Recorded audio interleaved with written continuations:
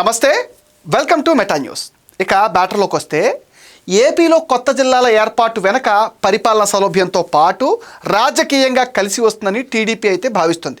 మార్కాపురంను కొత్త జిల్లాగా ఏర్పాటు చేయడం వెనక పశ్చిమ ప్రకాశ ప్రాంత అభివృద్ధి, టీడీపీ రాజకీయ వ్యూహం మరియు దీర్ఘకాలిక సెంటిమెంట్లు ఉన్నాయనే అభిప్రాయాలు ఇప్పుడు సర్వత్రా వ్యక్తమవుతున్నాయి.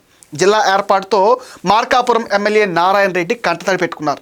ప్రజలు ఎన్నో ఏళ్ల చిరకాల వాంఛ నెరవేరింది అంటూ భావోద్వేగానికి గురయ్యారు. వెలుగొండ ప్రాజెక్ట్ త్వరలో పూర్తవుతుందని, అక్కడ సీఎం చంద్రబాబుకి గుడి కడతామని చెప్తున్నారు. కొత్త జిల్లా ఏర్పాటుతో మార్కాపురం జిల్లాలోని అధికారిక టీడీపీ గ్రాఫ్ అయితే అమాంతంగా పెరిగిపోయిందన్న అభిప్రాయం ఇప్పుడు వ్యక్తమవుతుంది. వైసీపీని నామరూపాలు లేకుండా చేయాలనే చంద్రబాబు ప్లాన్ ఉంది అంటున్నారు. ఈ కరువు పీడిత వ్యవసాయ మండలాల ప్రజల అవసరాల కోసం, పాలనా సౌలభ్యం కోసం ఏర్పాటు చేయబడింది. ఈ జిల్లాలో మార్కాపురం, కనిగిరి రెవెన్యూ డివిజన్లు అయితే ఉన్నాయి.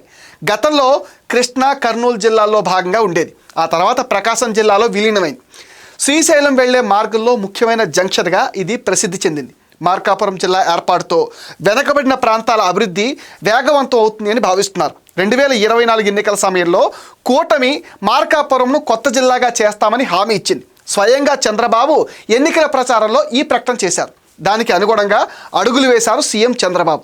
మార్కాపురాన్ని ప్రధాన కేంద్రంగా నూతన జిల్లాగా జనవరి 1, 2026 నుండి కార్యకలాపాలు కూడా ప్రారంభించింది. దీనిలో 21 మండలాలు మరియు 2 రెవెన్యూ డివిజన్లు అయితే ఉన్నాయి. కరువు పీడిత ప్రాంతాల అభివృద్ధికి, మెరుగైన పరిపాలనకు దోహదపడుతుంది.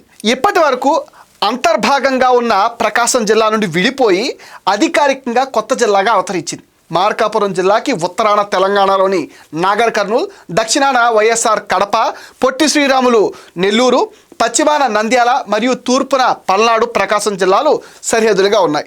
ఇది పూర్వం కర్నూలు జిల్లాలో భాగంగా ఉండేది. 1971లో ప్రకాశం జిల్లాలో కలిసింది. ఇప్పుడు ప్రత్యేక జిల్లాగా మారింది. నల్లమల మరియు వెలుగొండ కొండలు ఈ ప్రాంతంలో ప్రముఖంగా ఉంటాయి. జిల్లాలో ఎర్రగొండపాలెం, మార్కాపురం, కనిగిరి, గిద్దలూరు మండలాలు ఉంటాయి. గతంలో దొనకొండ ప్రాంతంలో రాజకీయ నాయకులు భూములు కొనుగోలు చేశారు. 2015లో వైసీపీ కడప ఎంపీ అవినాష్ రెడ్డి తన కుటుంబ సభ్యుల పేరుతో 383.89 ఎకరాలు కొనుగోలు చేశారు. దొనకొండను రాజధాని చేస్తారనే అంచనాలతో ఈ కొనుగోలు అయితే జరిగింది. అయితే టీడీపీ ప్రభుత్వం దాన్ని మార్చడం, అమరావతిని రాజధానిగా ప్రకటించడంతో భూముల ధరలు ఒక్కసారిగా పడిపోయాయి. మళ్ళీ ఇప్పుడు ధరలు పెరుగుతాయని కూడా చెప్తున్నారు.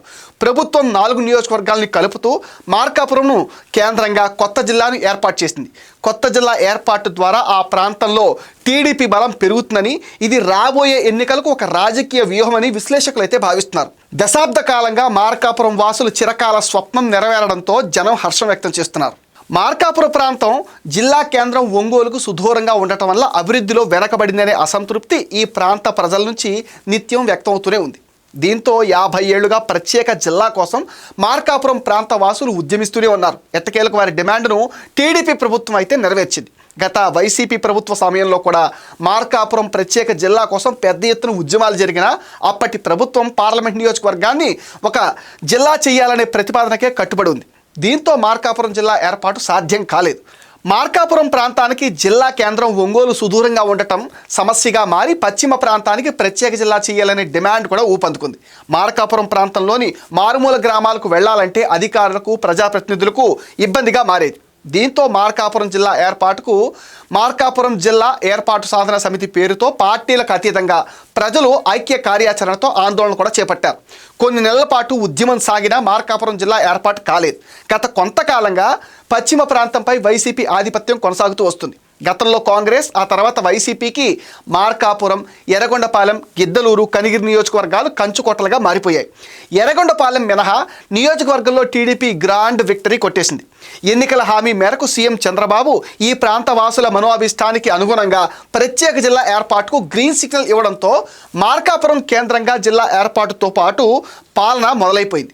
ప్రస్తుతం టీడీపీ గెలుచుకున్న మార్కాపురం, గిద్దలూరు, కనిగిరి నియోజకవర్గాలు గతంలో కాంగ్రెస్కి, ఆ తర్వాత వైసీపీకి కంచుకోటలా ఉండేవి.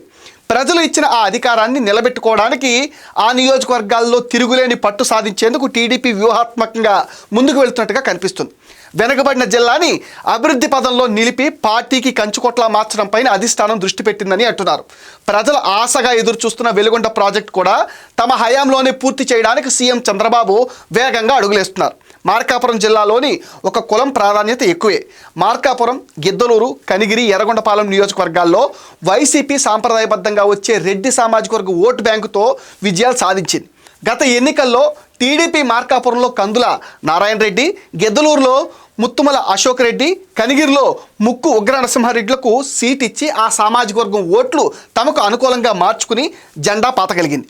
మార్కాపురం నియోజకవర్గంలో 2004 తర్వాత మొదటిసారి టీడీపీ అక్కడ గెలిచింది. గిద్దలూరు నియోజకవర్గంలో 2001 ఉప ఎన్నికల్లోనే చివరిసారి టీడీపీ గెలిచింది. కనిగిరి నియోజకవర్గంలో కూడా 2014 తర్వాత మరోసారి 2024లో గెలిచింది. జిల్లా ఏర్పాటు క్రెడిట్ టీడీపీకి దక్కితే వచ్చేసారి కూడా అదే తరహా ప్లాన్ను ఇంప్లిమెంట్ చేసే అవకాశం ఉంది. మార్కాపురం జిల్లా ఏర్పాటు, వెలుగొండ ప్రాజెక్టు పూర్తి చేసి ఈ ప్రాంత ప్రజల్లో పాజిటివ్ సైన్ తీసుకురావాలనే ఆలోచనలో టీడీపీ నేతలు అయితే ఉన్నారు. రానున్న ఎన్నికల్లో కూడా పాజిటివ్ ఓట్ బ్యాంకు పొందాలనే ఆలోచనతో చేస్తుంది. మార్కాపురం జిల్లాలోని 4 నియోజకవర్గాలతో పాటు ఒంగోలు పార్లమెంట్ స్థానంలో కూడా మరింత బలం పెరుగుతుందని టీడీపీ అంచనా వేసుకుంటుంది. మార్కాపురం జిల్లా ఏర్పాటుతో అటు ఇచ్చిన హామీని నిలబెట్టుకున్నట్టు అవడంతో పాటుగా ఇటు జిల్లాను ఇచ్చిన సింపతితో రాజకీయంగా కూడా తమకు ఉపయోగం ఉంటుందని టీడీపీ శ్రేణులు అయితే లెక్కలు వేసుకుంటున్నాయి. కొత్త జిల్లాలో భవిష్యత్ అంతా తమదే అని తెలుగు తమ్ముళ్ళు ధీమా వ్యక్తం చేస్తున్నారు. మరి దీన్ని ఎదుర్కొనేందుకు వైసీపీ ఎలాంటి వ్యూహాలు అమలు చేస్తుందో తెలియాలంటే మరికొన్ని రోజులు ఆగాల్సిందే. ఇది మెటా న్యూస్ అప్డేట్. ఈ వీడియో పైన మీ విలువైన ఒపీనియన్ని కామెంట్ సెక్షన్లో మెన్షన్ చేయండి. మీరు ఇచ్చే కామెంట్స్తో మరిన్ని ఇంట్రెస్టింగ్ వీడియోస్ మీకు అందిస్తాం. అండ్ మీరేం చేయాలో మీకు తెలుసుగా ఈ వీడియోస్ని లైక్ చేయండి, షేర్ చేయండి, మెటా న్యూస్ని సపోర్ట్ చేసేయండి, సబ్స్క్రైబ్ చేయండి.